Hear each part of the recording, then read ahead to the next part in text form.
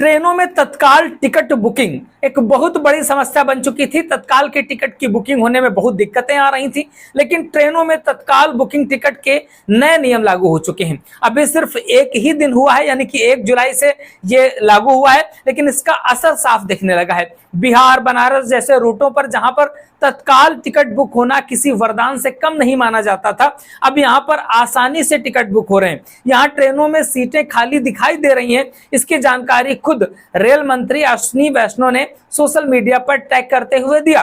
Railway मंत्री ने इसकी जानकारी साझा करते हुए बताया कि लोग उन्हें तत्काल टिकट के नए नियम के फायदे खुद ही बता रहे हैं। भारतीय रेलवे ने 1 जुलाई से तत्काल टिकट बुकिंग को लेकर के एक नया नियम लागू कर दिया था। अब इसके तहत तत्काल टिकट बुक करने के लिए आधार की जरूरत होगी। बिना आधार ऑथेंटिकेशन के तत्काल टिकट की बुकिंग नहीं हो सकेगी। रेलवे ने यह कदम तत्काल टिकट को लेकर के जो फर्जीवाड़ा हो रहा है उसमें रोक लगाने के लिए, उसको रोकने के लिए कमर कसी है और उसके लिए ये चीजें कदम उठाया है। अभी तक एजेंट बल्क में टिकट बुक कर लेते थे, जिसे आम आदमी को जल्दी से टिकट नहीं मिल पाता था।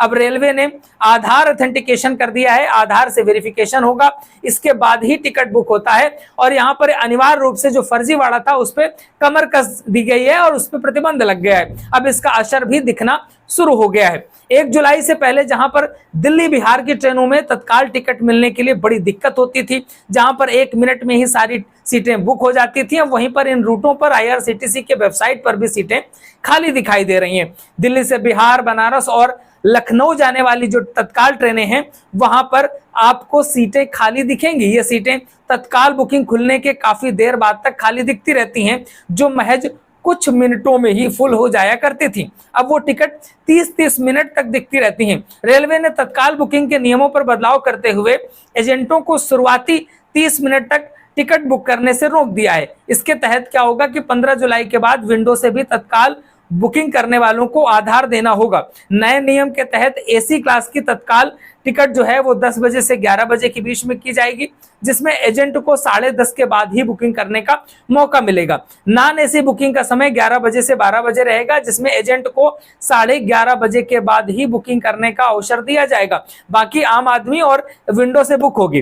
केंद्रीय मंत्री जो है रेलवे के अश्विनी वैष्णव, उसने बताया कि तत्काल टिकट के लिए आधार अनिवार्य करने पर यूपी, बिहार समेत कई राज्यों में जाने वाली ट्रेनों में टिकट आपको आसानी से उपलब्ध हो पाएगा और लोगों को मैसेज भेजकर इसकी जानकारी भी दी जा रही है।